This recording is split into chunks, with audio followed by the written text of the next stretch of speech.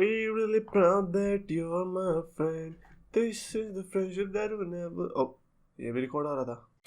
So guys, Zuma champions of the world, मैं हूँ 3DX Chetan and yesterday I saw Roman Reigns versus Kevin Owens one more time. 2017 royal rumble की बात मैं कर रहा हूं जब हमें इनके बीच पहला रॉयल रंबल का काउंटर देखने को मिला था. In case you don't know, अब 2023 की रॉयल रंबल में जो इन दोनों के बीच मैच देखने को मिलने वाला है वो उनका तीसरा मैच होने वाला है इनकी ट्रायोलॉजी का, which is going to be fantastic. So मैंने डिसाइड किया कि why don't we just go back to the memory lane और 2017 की उस रॉयल रंबल के Roman Reigns versus Kevin Owens के मैच को देखे जहां से ये सब शुरुआत हुई थी. तो काफी चीजें रियलाइजेशन में आती है क्योंकि अभी कि आप केविन ओवेंस और रोमन रेंस के कैरेक्टर को अपने दिमाग में रख के जाते हो, but then you realize oh my god, Kevin Owens was an asshole at that time. और रोमन रेंस का वो वाला कैरेक्टर वही वाला कैरेक्टर जिसको 4 महीने के बाद अंडरटेकर को हराने के लिए बहुत गंदी वाली बू मिलने वाली थी, दैट रोमन रेंस.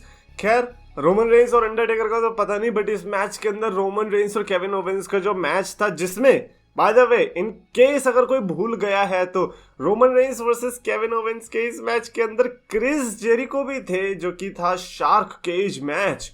यप, अबे शार्क टैंक नहीं भैया, शार्क केज मैच. एक छोटा सा पिंजरा होता है, उसमें एक बंदे को ऊपर फेंक दिया जाता है, जैसे कि एंजो मोरे वाले केस में हुआ था. वैसे ही इस केस में भी हमें देखने को मिला कि क्रिस जेरिको ऊपर से, ताकि कोई हरकतें ना कर सके.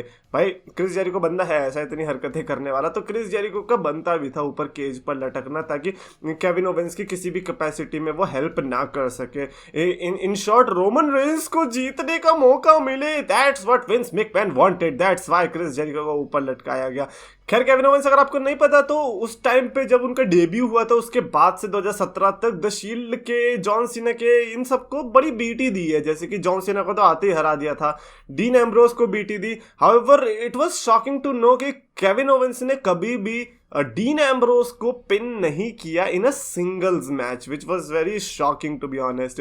बट देन सेथ रॉलिंस को हरा रखा है, इनफैक्ट पेपर व्यू में हरा रखा है. देन आया रोमन रेंस का नंबर एंड रोमन रेंस का रॉयल रंबल का ये वाला जो क्लैश था, विच वॉज वेरी गुड. स्पेशली एक ऐसा स्पॉट जो कि आप देखोगे, आप कहोगे कि यार दैट वाज एक्चुअली गुड. मतलब उस टाइम पे क्या होता है कि हम लोग स्पॉट से ज्यादा हम लोग विनर में इतना इंटरेस्टेड होते हैं कि कभी कभी हम स्पॉट को भूल जाते हैं. But then when you look back और आपको रियलाइज होता है कि नहीं भाई, ये तो काफी अच्छा था. और वो था जब दोनों टर्न बकल के ऊपर थे, बिल्कुल आउटसाइड की रेंज में, नीचे चेयरें बिछी हुई थी. रोमन रेंस क्या करते, पीछे आते और वहीं से भग के सुपरमैन पंच मारते, केविन ओवेंस सीधा पाइल ऑफ चेयर्स पे गिर जाते हैं. That was actually a sweet spot for any rivalry. मेरे हिसाब से मेरे को लगता है कि मैच वहीं पे खत्म हो जाना चाहिए था, बट नो, कि रोमन रेंस को वहीं पे बड़ा ही एडवांटेज मिला होगा. बट उसके बाद हमने क्या देखा कि मेरे को ये याद नहीं आ रहा था कि केविन ओवेंस एक्चुअली में किस तरीके से जीते थे.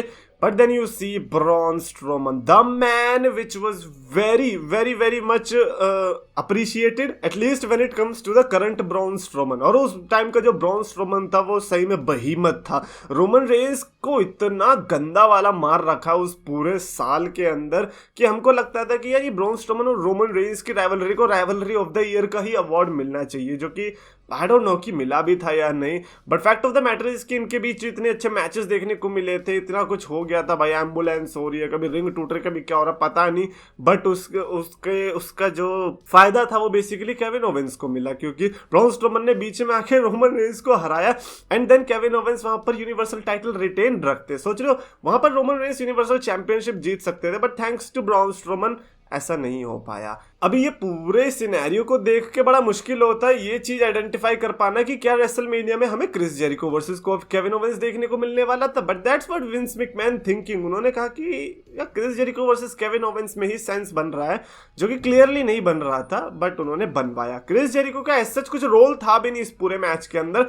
Roman Reigns and Kevin Owens actually delivered a classic, जिसकी वजह से हमको एक नींव रचती हुई दिखाई दी कि रॉयल रंबल में हम ऐसे मैचेस दे सकते हैं. अभी दोनों टाइम स्टिपुलेशन थी, रॉयल रंबल 1 में भी, रॉयल रंबल 2 में भी. अभी रॉयल रंबल 3 जो आने वाला है, इनके लिए उसमें अभी तक सच कोई स्टिपुलेशन नहीं है, एंड आई रियली होप कि इनके बीच रंबल में कोई ऐसी स्टिपुलेशन देखने को मिल जाए, बिकॉज स्टिपुलेशन के बिना सही मैं बता रहा हूँ ये अधूरा है, स्पेशली कंसिडरिंग कि ऊसोस वगैरह, सैमी ज़ेन वगैरह ये सब इंटरफियर करने की कोशिश करेंगे। तो कुछ ऐसी स्टिपुलेशन जो कि थोड़ा बैलेंस रखे, हमें ये होप दे कि maybe Kevin Owens has some chance, और if Roman Reigns is winning then it is great. At least आप 2017 का बदला ले रहे हो, क्योंकि 2017 में इतनी बुरी तरीके से हारना, वो भी बिना आपकी गलती के, वो भी केविन ओवेंस ने क्लीन नहीं हराया था, then it all make sense कि आप 2 रंबल्स जीत सकते हो अगेंस्ट केविन ओवेंस।